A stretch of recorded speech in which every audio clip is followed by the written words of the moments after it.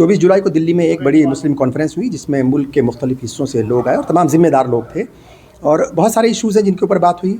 और उस पूरे इसको ऑर्गेनाइज़ कराने वाले मोहम्मद अदीब साहब इस वक्त हमारे साथ हैं, साबिक मेंबर पार्लियामेंट हैं। किन किन इश्यूज़ पर बात हुई और क्या रेजोल्यूशंस जो है वो अल्टीमेटली क्या मतलब रिज़ल्ट उसका निकला, बात करने के लिए हमारे साथ हैं। क्या कहेंगे सर आप, क्या कुछ रिजल्ट है बेसिकली? चूँकि ये एक बड़ी कॉन्फ्रेंस थी, जाहिर सी बात है कि एक अलग तरह का इक़दामात मतलब उठाए, एक अलग तरह की कोशिश थी, तमाम लोग आए, एक प्लेटफॉर्म पर बैठे, सारी तंजीमों के तकरीबन लोग थे, तो रिज़ल्ट जो है वो क्या, नतीजा क्या आया? सबसे बड़ी बात तो ये हुई है कि दुनियादार और दीनदार जिनमें बहुत ज़माने से एक दूरी थी वो एक साथ बैठ गई। ये हिंदुस्तान में पहली बार हुआ। जो मसलक के एक दूसरे से बटे हुए थे वो एक साथ बैठ गए। तीसरी बात ये कि केरल से लेके कश्मीर तक नुमाइंदगी हुई और ये क्रेडिट IMCR या मेरा नहीं है, ये क्रेडिट या डिसक्रेडिट कहिए इस मुल्क के मुसलमानों की जो हालात हैं, जहाँ पे ले जाके छोड़ा है वो दर्द था जिसने मजबूर कर दिया कि हम आगे की मुस्तकबिल का खाका तैयार करें और कैसे बैठें इस मुल्क में, कैसे साबित कर सकें कि हम इस मुल्क के बराबर के शहरी हैं। इस पे बहुत क्लियर डिलिबरेशन हुआ। 5-6 रेजोल्यूशंस पास हुए जिसमें जो मौजूदा इस वक्त दिल्ली में नौजवानों के साथ हो रहा है उसमें पुलिस की ज़ातियों के ख़िलाफ़ एक रेजोल्यूशन पास हुआ और नौजवानों की जो डिमांड है उसको सपोर्ट में रेजोल्यूशन पास हुआ। जो कश्मीर में ज़ाती की गई और उसको ब्रेक किया गया, कश्मीर का इशू भी लिया गया, इसलिए कि कश्मीर इसलिए अकेला पड़ गया कि हिंदुस्तानी मुसलमानों और कश्मीरी मुसलमानों में एक बहुत ज़माने से ऐसा साबित किया गया कि वो कुछ दूसरे मुल्क के शहरी हैं और हम एक दूसरे मुल्क के शहरी हैं। तो हकीकत तो यह है कि कश्मीर इसलिए बाइफरकेट किया गया और 370 इसलिए छीनी गई कि वो वाहिद स्टेट थी जहां हमारी अक्सरियत थी, यानी मुसलमान की अक्सरियत थी।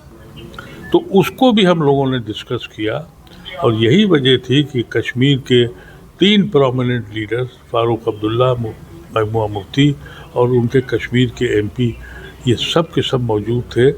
और कश्मीर के मसले पर जैसा महबूबा मुफ्ती साहबा ने अभी आपके सामने कहा कि जो कश्मीर के हालात थे वो हिंदुस्तान के हालात बन गए। तो ये आसाम से लोग आए थे, उन्होंने अपना दर्द बयान किया। तो इसमें 5-7 चीज़ें जो रेजोल्यूशन हैं वो पास किए गए, जो ख़वातीन के ख़िलाफ़ जो हो रहा है वो किए गए हैं।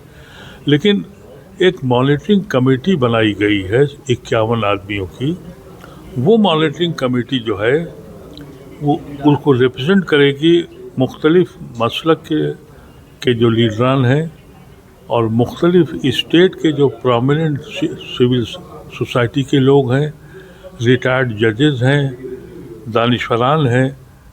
वो एक इसको देखेंगे कि ये जो हमने जो रेजोल्यूशंस बनाए हैं ये सारी सेकुलर पार्टियों को, सरकार को, सबको भेज रहे हैं।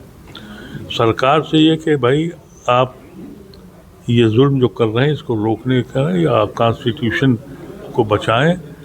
ये सरकार अलग है, पार्टी अलग है।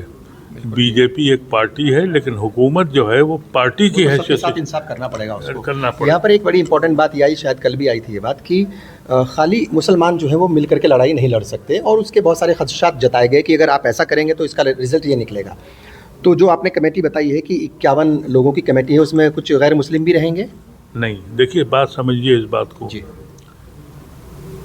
किसी को ये हिंदुस्तान का जो शहरी है और ख़ास तौर से मुसलमान, उसने कभी ये बात नहीं की कि हम अकेले हैं।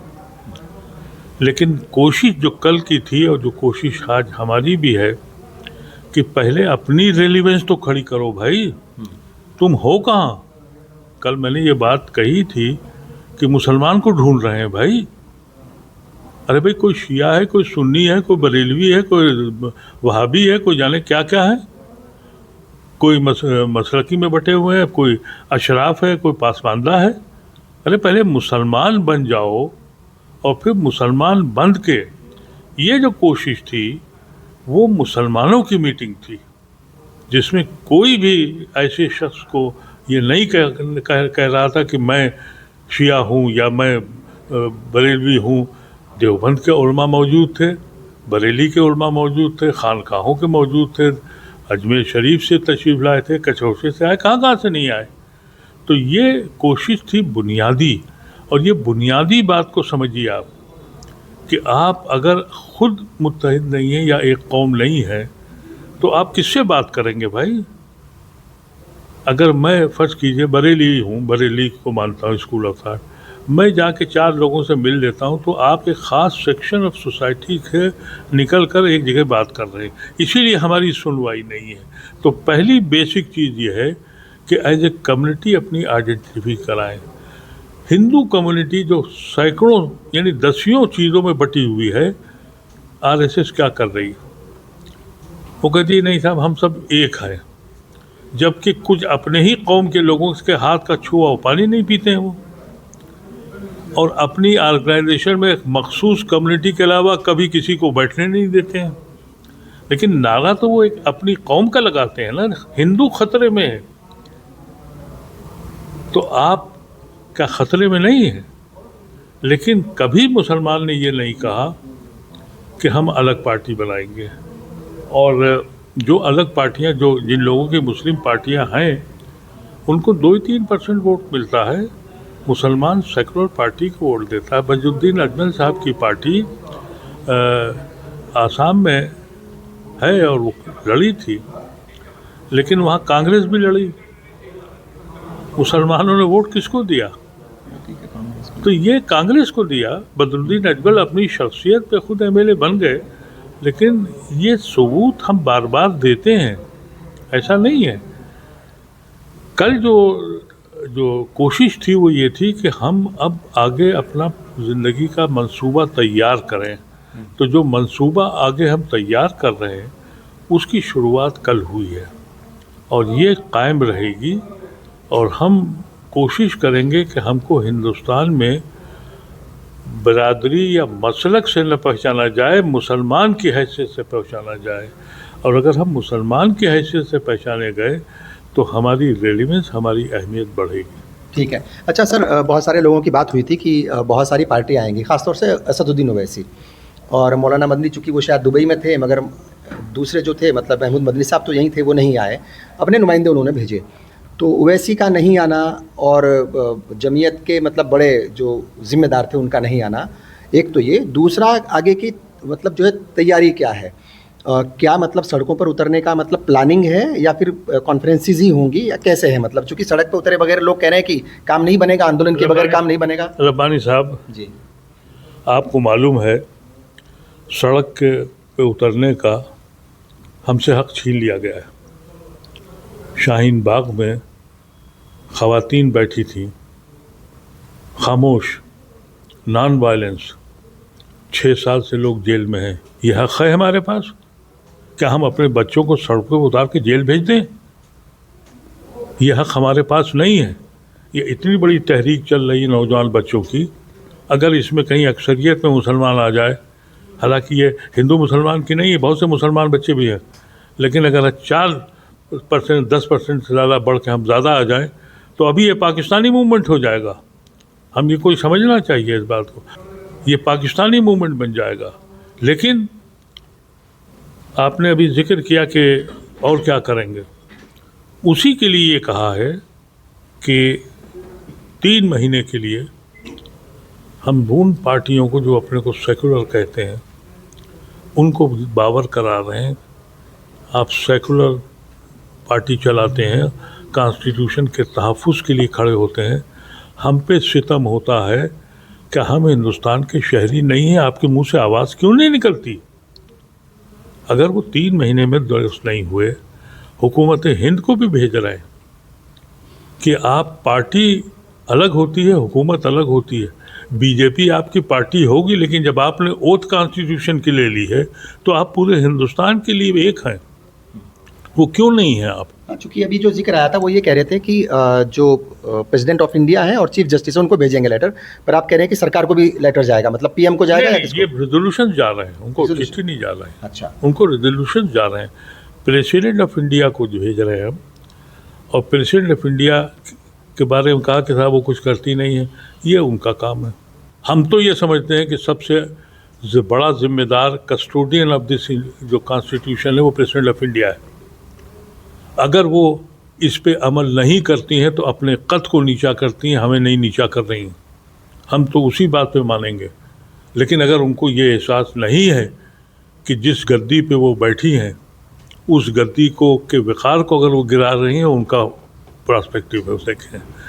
Chief justice of India and chief justice of every state, ہم ان کو خط بھیج رہے ہیں کہ آپ قانون کے محافظ ہیں، کیا ذمہ داری ان کی نہیں ہے؟ اگر وہ عمل نہیں کرتے ہیں تو اپنے وقار کو، اپنی گدی کو نیچا کرتے ہیں، ہمیں نہیں کرتے. ٹھیک، ہماری ذمہ داری ہے کہ ہم ان کو بتا دیں کہ تم نے جس بات کی اوتھ لی ہے، جس گدی پہ بیٹھے ہو، تمہاری ذمہ داری بنتی ہے. ایک آخری سوال یہ کہ چونکہ ظاہر طور پر یہاں کا پیغام بہت پوری دنیا میں گیا ہے، جو کانفرنس آپ نے کی ہے کل اور آج کی پریس کانفرنس سے بھی، مسلمانوں کے جو مطلب جو مسلم نوجوان طبقہ ہے ان سے کیا پیغام رہے گا؟ چونکہ کچھ نہ کچھ ان کو بھی میسج جانا ضروری ہے، مطلب پرٹیکولرلی نوجوانوں کو. دیکھیے، مسلم نوجوانوں سے ہمیشہ ہم لوگ کہتے ہیں اور ان کو کرنا بھی چاہیے کہ ابھی وقت نہیں ہے، یہ حق تمہارے پاس نہیں ہے کہ تم سڑکوں پہ آؤ. کیونکہ جب بھی احتجاج ہوا ہے ان کے گھر کے حالات آپ دیکھیے، 10 سالوں سے جیل میں ہیں.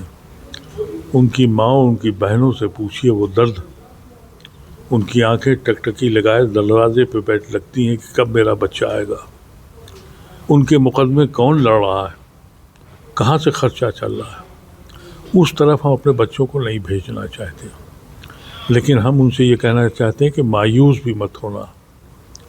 تم کھلے آسمان پہ نہیں ہو. اب پوری قوم کے ہر آدمی کو ہم جوڑ کے رکھیں گے.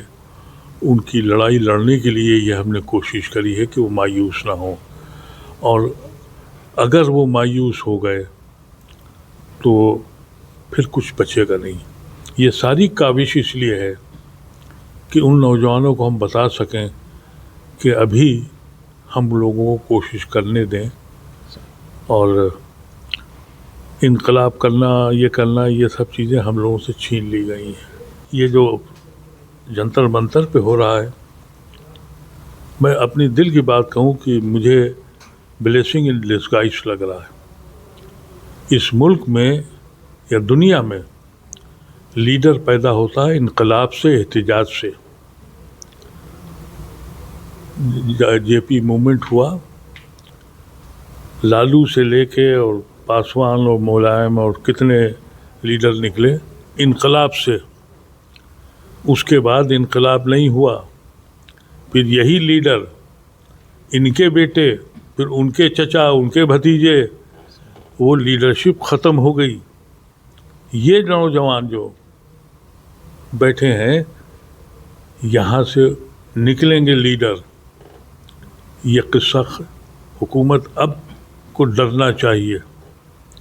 یہ بلیسنگ ہے، اس بات کا اندازہ کر لیں آپ. 10 سال کے بعد ایک انقلاب کی شکل پیدا ہوئی جو اس ملک کو بچا لے گی. تو جہاں یہ بچے ابھی سفر کر رہے ہیں، اس کے اندر ایک بلیسنگ بھی ہے کہ ایک نوجوان بچوں کی ایک ٹیم تیار ہو رہی جو قیادت کرے گی.